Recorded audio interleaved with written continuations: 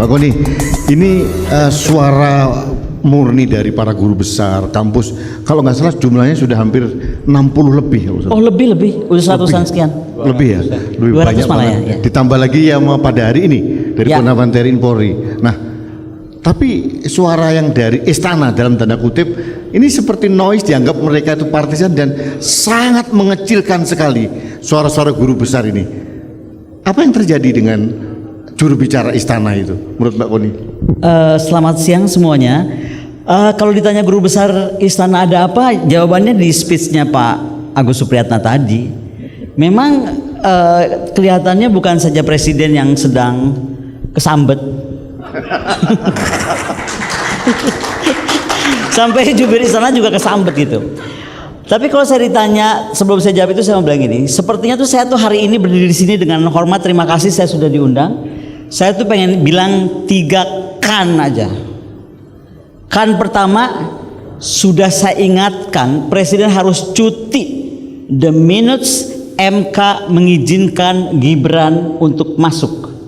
Saya ingat saya bicara di gedung Arsip Nasional, saya di doorstop oleh wartawan, saya juga kaget kenapa. Dan di situ saya sampaikan itu mesti presiden kalau betul Gibran masuk harus cuti supaya tidak ada suuzon, apalagi bukan saja suuzon, memang dibikin gitu. Itu tidak dilakukan. Kan kedua, ketika saya bilang belajar fatsun politik atau etika politik, karena seorang kepala negara, kepala pemerintahan, apalagi juga kepala rumah tangga, which is jadi ayahnya Gibran, pasti Pak Baliut kalau bahasa Sundanya, ini tuh jadi apa saya sekarang gitu. Dia harus tahu etika politik, karena yang bisa merem dirinya itu etika politik. Tidak didengarkan. Kan ketiga, guru besar yang terhormat Profesor Tuti, orang paling pendiam itu profesor saya, orang paling pendiam yang sibuknya cuma di kampus, gak pernah bicara gitu, keluar menunjukkan keprihatinan, malah dituduh oleh sahabatnya Pak Rudi atau mantan sahabat Noel bahwa beliau partisan.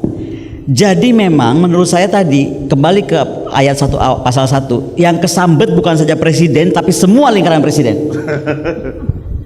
Dan ini kita sangat prihatin Pak Ken. Makanya dengan segala hormat saya sangat merasa tersanjung sudah diundang dan diizinkan bicara di sini dengan background ini.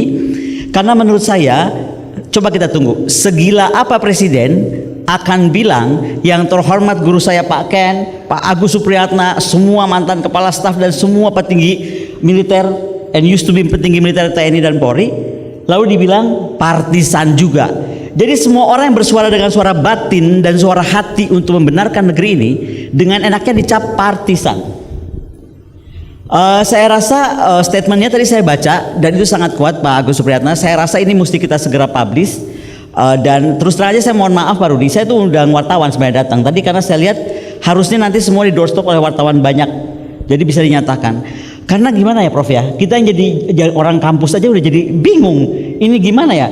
Karena bukan saja kita tuh dianggap partisan, tapi buzzer-buzzer bermain, hoax dibuat hanya untuk menjatuhkan kredibilitas orang gitu.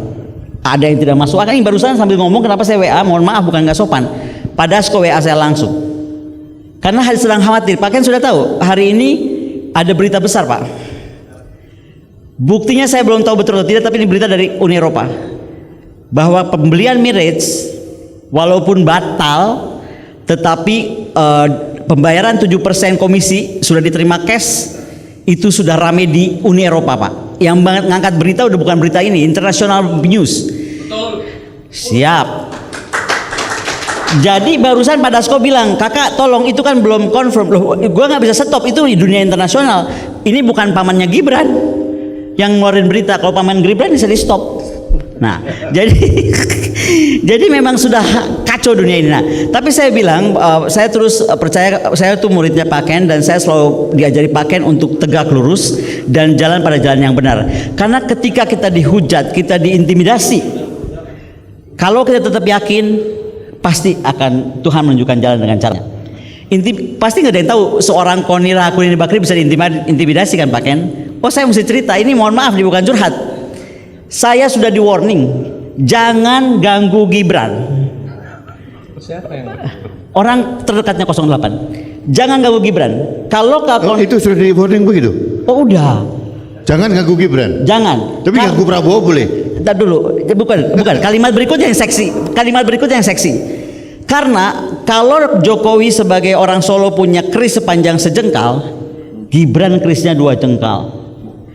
Saya sampai kaget loh, 3 kali diulang. Wah, saya bilang ini pasti ada sesuatu. Gitu. Makanya menurut saya ya saya sih cuma siapkan mental aja. Berarti kan ancaman itu mengikuti apa yang saya ucapkan. Apalagi ketika di istana saya menyatakan kalau Pak Mahfud mundur, harusnya Pak Jokowi berjiwa ksatria untuk juga turun dari jabatan presiden. Jadi menurut saya kita nggak usah berpanjang-panjang.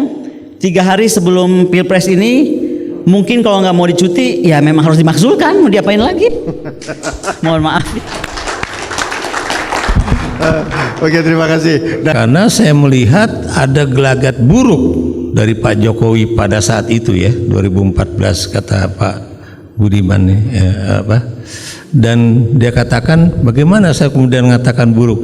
Dia udah jadi wali kota 2 kali, terus kemudian jadi gubernur, terus masih pengen jadi presiden pula gitu kan. Apa yang dikatakan oleh Pak yang ahli pendidikan ini itu menunjukkan bahwa dia itu memang orang yang haus kekuasaan. Kaget saya, terbuka juga saya pikirannya. Dan ternyata apa yang dikatakan oleh atau kata dari haus kekuasaan itu menuju kebenaran, Pak. Kenapa menuju kebenaran ya? Bapak-bapak dan ibu-ibu di sini mungkin masih ingat bagaimana ya pihak istana dan juga pihak yang menjadi kroni dari Jokowi ini berupaya untuk bisa menjadikan Jokowi untuk masuk ke periode ketiga ya. Dan saya tadi pagi baru aja mendengarkan wawancara Bu Mega dengan Rossi ya, baru tadi pagi bukan tadi malam. Dan saya melihat Bu Mega itu memang benar-benar orang yang serius mempertahankan konstitusi. Iya. Beliau mengatakan tidak itu. Kalau ada mau perpanjangan nggak bisa karena itu melawan konstitusi. Dan Anda tahu semuanya bahwa ketika dikatakan tidak karena melawan konstitusi, dicoba lagi. Kalau gitu tambahlah 2 tahun karena adanya COVID gitu kan. Di situ menunjukkan masih nggak cukup juga 2 kali masa jabatan. Begitu itu semuanya nggak berhasil, diajukanlah anaknya menjadi calon wakil presiden ya, yang bukan Mas Sahil ada di dalam pikiran dia.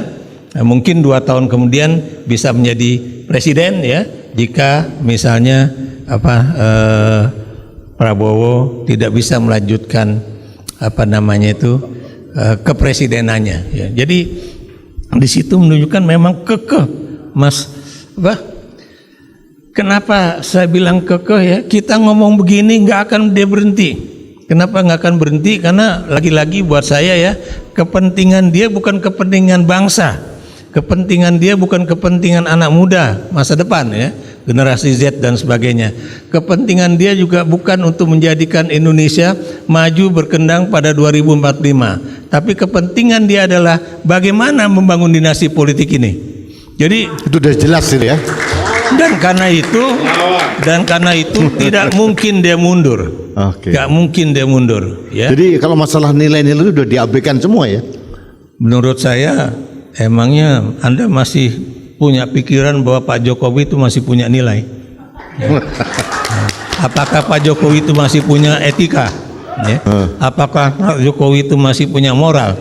Kalau dia masih punya pikiran yang baik untuk bangsa ini, dia tidak akan memutar balik arah reformasi menuju ke sebelum 1998. Iya, terima kasih Bro. Terima kasih Prof, terima kasih. Mbak Koni, saya ingin menambah elaborasi lagi lebih dalam yang apa yang dikatakan oleh Prof Ikrar tadi. Nilai ternyata sudah tidak ada dalam diri Pak Jokowi sekarang ini. Malah Prof Ikrar bilang udah kita bingung kalau masih berpikir Pak Jokowi punya moral gitu. Anda punya pendapat seperti apa? Saya sepakat karena begini, ketika saya marah betul kepada Pak Jokowi ada 2 hal ya. Pertama itu soal MK.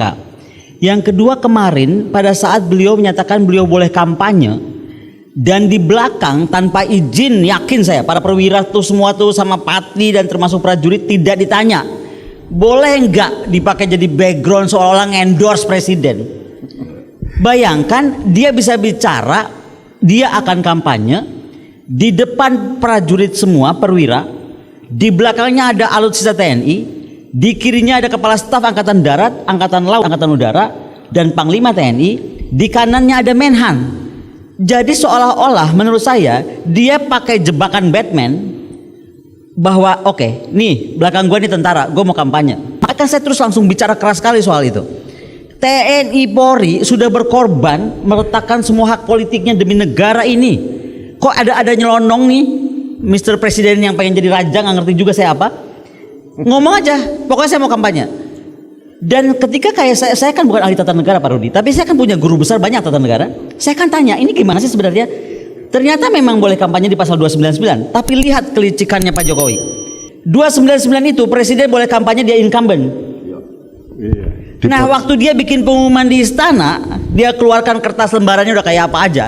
Dia baca pasal 299, presiden boleh kampanye, nggak dibaca soal incumbentnya.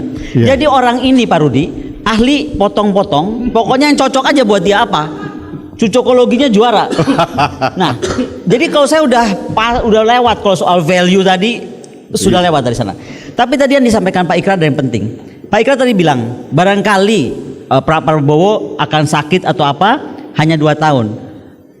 Pak Ken, Pak Agus, Pak TBH ya, I have a bad news Pak. Jadi saya itu diminta ketemu Pak Rosan di tengah-tengah pergolakan ini mau menuju ke sini. Pak Rosan minta saya gabung di 02. Saya sampaikan Pak Rosan, kenapa saya mesti gabung 02? Saya ini akademisi, saya ada di mana-mana. Toh saya bantu Pak Prabowo minta apa nih untuk bikin roadmap pertahanan kalau jadi presiden. Saya di tim itu Pak. Oke. Lalu dia bilang nggak bisa, harusnya Mbak Kolin lebih clear, pakai baju biru muda masuk. Saya bilang, sebentar sebelum saya bilang apa dulu, saya mau tanya, emang Pak Prabowo ini bakal jadi presiden berapa lama? Ini nyampaikan Pak Rosan loh, duta besar kita mantan di Amerika. Jadi rencananya 2 tahun, 3 tahun berikutnya diikuti oleh Gibran. Saya langsung bangun, sebentar Pak Rosan, jadi akan 2 tahun, lalu langsung diganti oleh Gibran. Pertanyaan gua bodoh aja nih, lu yakin Prabowo dibiarkan hidup oleh Jokowi 2 tahun? Kalau saya jadi Gibran atau jadi Pak Jokowi, saya matiin besok. Loh, betul gak sih? Kalau dia bisa mengkhianati Ibu Megawati Soekarno Putri dengan segala perjuangan yang menjadikan dia ada di istana sampai 2 kali, ada jadi gubernur Jakarta, ada jadi wali kota, apa bedanya dia bisa bunuh Pak Prabowo di tengah jalan? Makanya statement saya kan jadi kuat bahwa Pak Prabowo itu digunakan, bahwa Gibran itu memberatkan. Itu kan bahasa-bahasa saya, dan saya of course saya bilang sama Pak Rosan, saya nggak mungkin ada di sana. Demikian. Jadi Pak Prabowo dijadikan boneka gemoy ternyata ya. Boneka kendaraan gemoy. Kendaraan gemoy. Nggak bisa dipungkiri lah bahwa teman-teman pelaksana di bawah ini atas perintah dari atas. Justru dalam forum ini mudah-mudahan nanti kalau diekspos oleh media bisa dibaca oleh Kapolri, kalau berita ini tidak benar supaya dikonter, diluruskan. Tapi kalau berita ini benar, mbok ya malu gitu loh, dan ditarik ini perintah ini. Berita apa Mas? Ya, ini sudah beredar, ada penekanan Kapolri kepada Dirbinmas seluruh Indonesia. Yang pertama, ini di semua grup WhatsApp udah beredar ini ya. Bahwa saya mau dipanggil besok oleh Barreskrim, saya siap. Jam berapa, di mana saya akan siap ya. 1. Kerahkan fungsi Binmas Polri sebagai instrumen pemenang pemilu. 2. Door to door system oleh Babin Kamtibmas tidak dapat digunakan lagi karena modus sudah diketahui masyarakat. 3. Kerahkan para dai Kamtibmas untuk memanfaatkan sarana ibadah sebagai wadah pengelolaan dan pemastian suara untuk paslon 2 dalam tempo 2 minggu ke depan. Ini dari ada lagi, oke. Yang keempat, mengontrol para dai Kamtibmas dengan menyediakan masing-masing satu perangkat HP baru dengan nomor SIM card luar negeri dan modem mobile internet. Yang keempat, meminta bantuan dana dari para pengusaha BUJP dalam kurung Badan Usaha Jasa Pengamanan yang merupakan koleha Direktorat Binmas masing-masing wilayah, disertai dengan foto ini. Kalau memang ini hoax, saya minta Kapolri memberikan klarifikasi, ya, karena siapa tahu pertemuannya tidak, tapi ada perintah melalui tangan-tangan yang lain, tangan-tangan kotor tentunya. Dan ini bisa saya pertanggungjawabkan karena saya memperoleh ini di banyak grup WhatsApp. Jadi bukan saya yang ngarang gitu. Tapi kalau saya mau dipanggil oleh Barreskrim Polri atau oleh Kapolri, saya siap. Terima kasih. Oke. Nah, ini yang terakhir ini Mbak Koni, Profesor Ikrar Nusa Bakti. Ada berita-berita seperti ini meskipun belum tentu itu salah, belum tentu juga tidak benar loh ya. Ya. Jadi sama ya. Belum tentu sama. Mbak, masih ada harapan nggak dengan pemilu, hasil pemilu ini jurdil dan luber begitu ya? Masih ada harapan ketika para purnawirawan yang ada di sini bisa langsung menghubungi adik-adik yang masih aktif untuk tetap menjaga kesetiaan kepada bangsa ini. Tadi ketika Pak Yos membacakan poin Kapolri entah benar entah salah itu, saya teringat beberapa hari yang lalu ini saya selalu dihubungi bintang 1, bintang 2 polisi. Saya tuh jarang ngajar di polisi Pak, karena saya ngajarnya di Sesko kan. Tapi di Sesko tuh selalu ada polisi, di Sesko AL, AD, AO. Mantan murid saya ini sekarang udah pada bintang-bintang minta ketemu.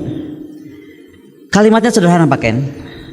Mereka marah karena contoh waktu presiden datang dengan dia dihadang oleh PDIP kalau nggak salah ya. Apa namanya yang bawa banners itu loh semua. Oh, Gunung Kidul. Ya Gunung Kidul. Gunung Kidul, oke. Oh bukan Gunung Kidul yang kedua, yang pertama. Yang akhirnya Bu Giriana mengeluarkan tanda 2 itu. Solo Tigo ya. Iya, Solo Tigo. Itu yang polisi yang menemui saya bilang, saya nggak sebut namanya, dia bintang 2 sekarang. Dia bilang itu saya marah karena setelah itu diganti Kapolresnya. Diganti Kapolres? Diganti dengan ucapan mulai hari ini tidak boleh lagi ada, dan jadi pelajaran nggak boleh lagi ada kunjungan presiden atau 02 lalu didatangi atau disambut oleh paslon lain. Jadi dia nggak sebut 01, 03 tapi tidak boleh. Jadi banyak yang mereka juga marah sebenarnya, tidak tahu mesti berbuat apa. Itu kenapa saya ada di sini tuh dengan segala hormat saya minta betul. Karena di sini ada mantan kepala staf, ada mantan pemimpin di TNI, tolong deh adik-adik itu diraih, karena mereka tuh sedang bingung sebenarnya antara perintah atasan Kang TBH, ya kan? Perintah kan komando ya kalau tentara sama polisi, tapi antara juga langsung dipindahkan. Nah, dari adik-adik HMI, jaringan saya itu HMI banyaknya di seluruh Indonesia. Kalau di Sumatera Pak TBH itu yang digunakan Dandim, Angkatan Darat justru. Itu kenapa 2 hari yang lalu saya langsung menghadap Panglima TNI. Saya WA beliau, saya minta waktu. Saya bilang, Panglima saya cuma mau titip aja satu lah, jaga negara ini. Karena saya sebelumnya bertemu Sultan dan saya kan orangnya suka kepo Pak Ken. Saya bilang, Sultan, ngapain presiden mau ketemu Sultan diterima? Ternyata Sultan bilang saya harus terima karena presiden komplain tentang satu hal, kenapa UGM bersuara. Yang kedua, Sultan jawab dong, ya itu mahasiswa akademisi dan itu hak mereka untuk berbicara tentang kebenaran.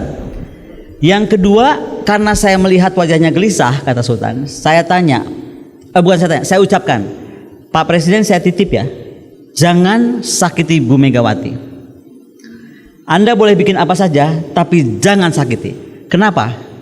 Karena dia putri sang proklamator. Tanpa adanya ayahanda beliau, Indonesia ini tidak ada. Di situ Pak Presiden terdiam.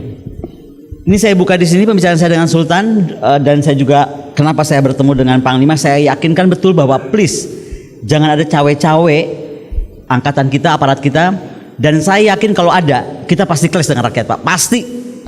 Karena sekarang ini semua udah merasa the president is going too far.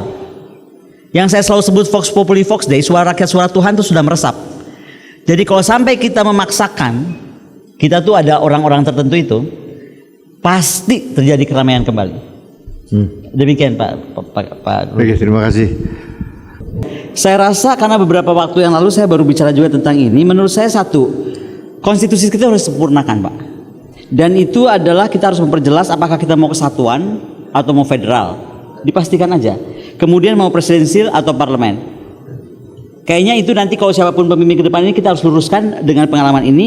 Dan yang terakhir ini adalah bagaimana misalnya kita misahkan aspirasi kewilayahan dan aspirasi ideologi. Jadi antara senator dan DPR juga mesti terpisah. Kembali ada MPR lagi. Ya, MPR dikuatkan. Tapi dengan segala hormat, saya nggak mau mendengar besok atau nanti setelah ini tayang atau keluar di wartawan, lalu ada judul dari para tokoh istana bahwa kita ini yang terhormat, para purnawirawan depan saya ini adalah apa tadi? Partisan. Sampai saya dengar itu, mau nggak Pak Ken? Bukan cuma lawan, kita semua tunjuk jari sama presiden, shame on you.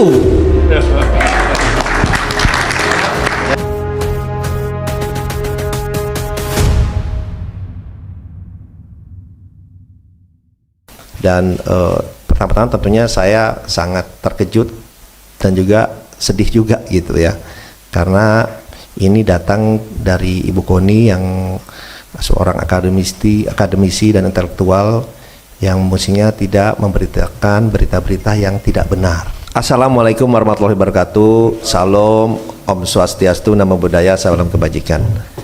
Pertama-tama terima kasih kepada seluruh teman-teman media yang telah hadir pada siang hari ini di masa tenang ini, yang dimana mestinya adalah masa-masa tenang, tapi karena hari pagi ini begitu saya mendapatkan banyak WA masuk ke saya yang bertanya mengenai hal ini karena beredar di banyak sosial media.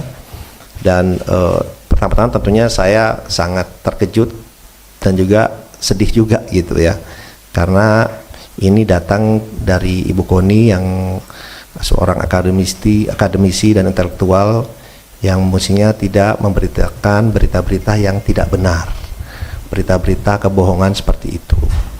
Kalau boleh saya cerita sedikit biar semuanya pada jelas ya, bahwa saya sebelumnya tidak pernah mengenal Bu Koni sebelumnya ya. Saya tidak pernah mengenal Bu Koni, kemudian saya dikontak oleh Ketua Tim Media Pak Prabowo bahwa Bu Koni ingin bertemu dengan saya. Saya tanya untuk apa? Untuk dua hal. Satu, ingin bergabung dengan tim Pak Prabowo dan Mas Gibran, dan juga ada aspirasi pribadi beliau. Saya bilang ya kalau ada orang mau bergabung tentunya saya selalu terbuka ya kan.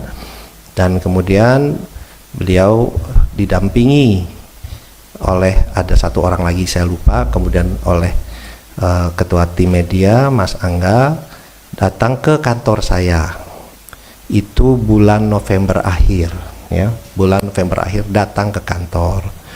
Kemudian beliau bilang apa yang disampaikan beliau ini, bahwa beliau memang ingin bergabung kepada tim TKN, ingin bergabung ya. Tentunya saya menyambut baik, tapi beliau juga menyampaikan bahwa beliau ini bingung juga karena selama ini sudah menjelek-jelekan Mas Gibran terutama ya, Pak Jokowi, tapi terutama Mas Gibran, dan banyak ya yang diucapkan oleh beliau yang mungkin saya tidak sampaikan di sini karena agak kasar ya mengucapkan mengenai Mas Gibran ya.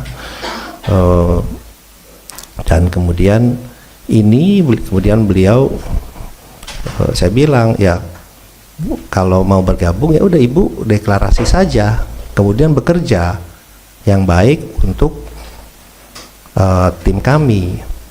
Beliau ini bingung, dia bilang waduh saya udah sering ngejelekin Gibran, dia bilang gini deh, saya liburan ke Eropa dulu 1-2 minggu ini. Liburan 1-2 minggu ini, kemudian saya akan kembali dan saya akan deklarasi, akan join, gabung lah, dia bilang. Tapi saya mesti mikirin alasannya nih, exitnya, beliau bilang lebih tepat, exitnya, alasannya. Karena selama ini saya kan udah ngejelek-jelekin, biar kelihatan bagus alasan saya. Ya ibu pikirkan saja, silahkan, saya bilang gitu. Dia bilang oke, dan beliau Ibu Koni juga mau ketemu Mas Gibran. Saya bilang ya kalau ibu sudah menyatakan dukungan ya oke, nanti saya atur ketemu dengan Mas Gibran, dan saya sempat sampaikan juga itu ke Mas Gibran. Oke, itu yang pertama. Kedua, pernyataan yang 2 tahun itu bukan datang dari saya, gitu. Beliau menyatakan ini gimana kok sudah 2 tahun, atau mungkin lebih cepat kalau ini pernyataan beliau ya. Kalau tiba-tiba Pak Prabowo, kalau saya ini orang intelijen, saya bilang bisa aja Pak Prabowo diracun, dia bilang gitu, bisa lebih cepat. Itu gimana? Saya bilang Bu, udah hitungan itu tidak pantas. Ya udahlah itu Bu, jangan kita sih tidak ada pikiran seperti itulah, janganlah gitu. Ini pernyataan beliau gitu, bukan pernyataan saya. Jadi saya kemudian beliau menyampaikan seperti itu, dan alhamdulillahnya di meeting itu bukan hanya saya berdua, tapi ada 4 orang.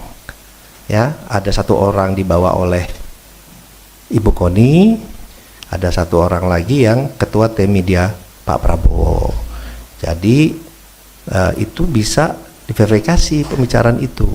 Tapi yang saya sayangkan yaitu pernyataan dari Ibu Koni yang seorang intelektual di masa-masa tenang ini mengeluarkan videonya beredar sangat masif ya di hari ini gitu. Ya kami pun melihat bahwa di masa-masa tenang dan di saat-saat ini juga banyak sekali berita-berita hoax, berita-berita yang tidak benar, isinya fitnah yang ditujukan kepada Pak Prabowo, pada tim, dan juga ternyata sekarang kepada saya. Ya itu yang pertama. Kemudian dan yang kedua adalah sebelum pulang Bu Koni bicara ke saya, kita bicara berdua. Intinya beliau ternyata ingin menjadi wakil menteri luar negeri, permintaan beliau, atau Wamenhan, tapi lebih pengen jadi wakil menteri luar negeri. Saya bilang Bu, itu bukan domain saya, tapi kalau ibu bekerja, ibu ke Pak Prabowo, mungkin ada penilaian lain, itu prerogatif Pak Prabowo, silakan disampaikan ke beliau. Jadi itu keinginan dari Ibu Koni, yang disampaikan saya ingin menjadi wakil menteri luar negeri, keinginannya, atau Wamenhan, tapi lebih ke Wamenlu. Beliau menyatakan dengan pengalaman beliau dan yang lain-lain itu seperti itu. Saya bilang silakan saja nanti disampaikan. Jadi itu yang bisa saya sampaikan ya. Ya kembali lagi, kita kan ingin memberikan selalu edukasi ke publik yang baik, yang benar, ya kan. Ya hal-hal seperti ini saya sih menanggapinya pas saya dikasih tahu ya, saya sih senyum saja, bilang ya ini fitnah seperti ini ya pastinya bermunculan lah pada saat-saat.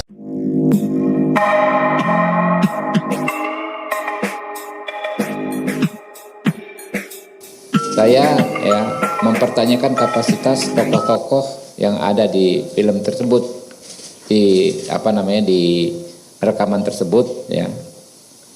Dan saya kok merasa sepertinya ada tendensi ya, keinginan untuk mensabotase pemilu, bukan mensabotase lah, ingin mendegradasi lah ya, pemilu ini ya, dengan narasi yang sangat tidak berdasar. Rakyat ya pasti sangat paham bahwa tokoh yang paling banyak disebut dalam film itu Presiden Joko Widodo ya sangat berkomitmen menegakkan demokrasi. Rakyat juga tahu bahwa pihak mana yang sebenarnya melakukan kecurangan dan pihak mana yang memang mendapatkan keuntungan dengan yang mendapatkan dukungan sebagian besar rakyat karena program dan rekam jejak yang jelas berpihak kepada rakyat. Kalau di film tersebut disampaikan oleh saudara Zainal Arifin Muchtar agar rakyat menjadikan film tersebut sebagai dasar penghukuman, justru kami khawatir rakyat yang akan menghukum mereka ya dengan cara rakyat sendiri. Jadi tindakan-tindakan mereka yang menyampaikan informasi yang sangat tidak argumentatif tetapi tendensius untuk menyudutkan pihak tertentu berseberangan dengan apa yang menjadi sikap sebagian besar rakyat. Yang saat ini saya lihat rakyat begitu antusias dengan apa yang disampaikan Pak Prabowo soal melanjutkan segala capaian pemerintahan yang ada sekarang. Ya.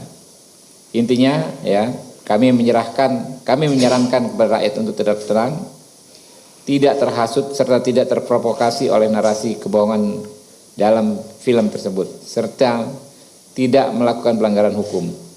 Kita harus pastikan pemilu 2024 berlangsung damai, luber dan jurdil.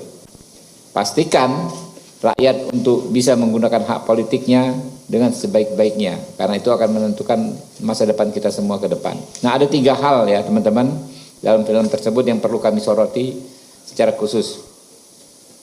Yang pertama, pernyataan saudara Ferry Amsari soal penunjukan 20 pejabat kepala daerah di 20 provinsi, dikaitkan dengan jumlah DPT 140 juta suara yang ekuivalen lebih dari setengah ya dari jumlah pemilih di seluruh Indonesia. Narasi ini sangat tidak ilmiah ya dan sangat tidak masuk akal. Susah sekali kita mencernanya. Bagaimana misalnya dia sebut Pak Jokowi menunjuk 20 juta PJ kepala daerah, jumlah penduduknya katanya lebih dari 50%, lalu dikaitkan dengan istilahnya orkestrasi pemenangan salah satu paslon dengan jumlah pemilih 50% lebih dan sebarannya memenuhi ketentuan pasal 6 Undang-Undang Dasar ya, yaitu 20% suara di setidaknya 50% provinsi. Bagaimana bisa seorang PJ kepala daerah memastikan seluruh pemilih di daerah yang dipimpinnya untuk memilih sesuai dengan yang dikehendaki oleh orang yang menunjuknya sebagai kepala daerah? Logikanya di mana gitu loh? Dengan kewenangan PJ kepala daerah yang jauh lebih terbatas daripada sebagai kepala daerah aktif, ya, bagaimana bisa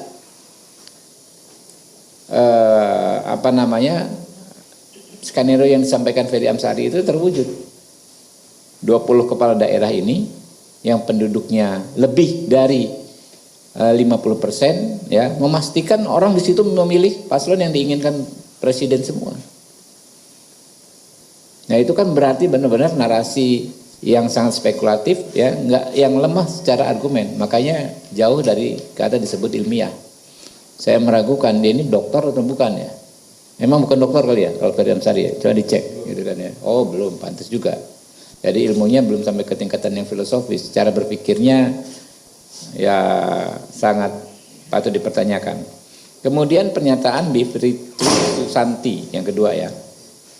Gini ngomongnya, saya mau terlibat dalam film ini karena banyak orang yang akan makin paham bahwa memang telah terjadi kecurangan yang luar biasa sehingga pemilu ini tidak bisa dianggap baik-baik saja. Pernyataan ini benar-benar tidak berdasar. Tidak disebut peristiwa kecurangan yang mana, ya. Peristiwanya yang mana? Apa buktinya? Bagaimana status pelaporannya? Dan bagaimana status penanganan perkaranya? Kan kalau kita bicara soal kecurangan harus faktual. Misalnya, kalau zaman dulu kan 2019 ada persoalan daftar pemilih ganda, sekian juta pemilih fiktif. Atau misalnya ada pengerahan ya, pemilih dari luar untuk memilih, jumlah angkanya jelas.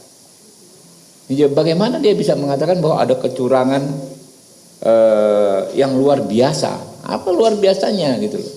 Kalau ada 1-2 PJ kepala daerah melakukan apa yang disebut pelanggaran, apakah sudah diproses secara hukum? Jadi ini lagi-lagi murni asumsi. Yang ketiga ya, pernyataan Zainal Arifin Mokhtar. Ya, intinya mengatakan soal kepala desa, abdesi ya, yang dikatakan kepala desa digunakan untuk memenangkan paslon tertentu.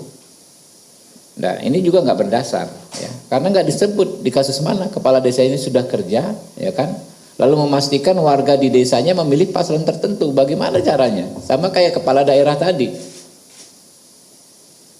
Kalau kita bicara hukum kan kita bicara sesuatu yang faktual. Kasusnya mana yang dilaporkan? Misalnya kepala desa A memaksa seluruh warga di desanya memilih paslon tertentu. Buktinya ada, saksinya ada. Perkara yang sudah dilaporkan, Bawaslu sudah menangani dan Bawaslu membuat keputusan. Ya, ini nggak ada semua. Jadi saya pikir, ya, memang film ini sengaja didesain untuk diluncurkan di masa tenang ini, ya. Ya, karena cara-cara yang fair untuk bertarung secara elektoral sudah tidak mampu lagi mereka lakukan. Kita kan gini aja, kalau nggak suka dengan salah satu paslon, kan ini event pemilu, ya kita dukung paslon yang lain, kita lakukan cara-cara yang sesuai koridor elektoral. Nah ini karena mungkin elektabilitas Pak Prabowo dan Mas Gibran terus meroket, bahkan sudah tembus batas psikologis sekali putarannya itu 50% plus 1 suara, maka dilakukanlah cara-cara yang ini. Ya kami yakin ini pasti nggak laku, ya, di hati rakyat yang seperti ini. Rakyat sudah tahu, ya, apa yang harus mereka lakukan tanggal 14 Februari mendatang. Disebutkan juga mengenai ahli-ahli hukum, ya. Nah, saya ingin menambahkan satu hal saja. Kita membaca di media sosial dan mungkin juga media mainstream berita mengenai peluncuran film Dirty Vote. Ya. Film ini menarik. Saya baru saja selesai menyaksikan film Dirty Vote ini. Dibuat, ya, dan ada 3, ya, ahli hukum tata negara yang sangat reputable, punya reputasi yang baik, menjelaskan mengenai kecurangan-kecurangan yang sudah terjadi menjelang pemilu legislatif, menjelang pilpres yang akan kita adakan pada tanggal 14 Februari, Rabu yang mendatang. Jadi ini film yang bagus, ya.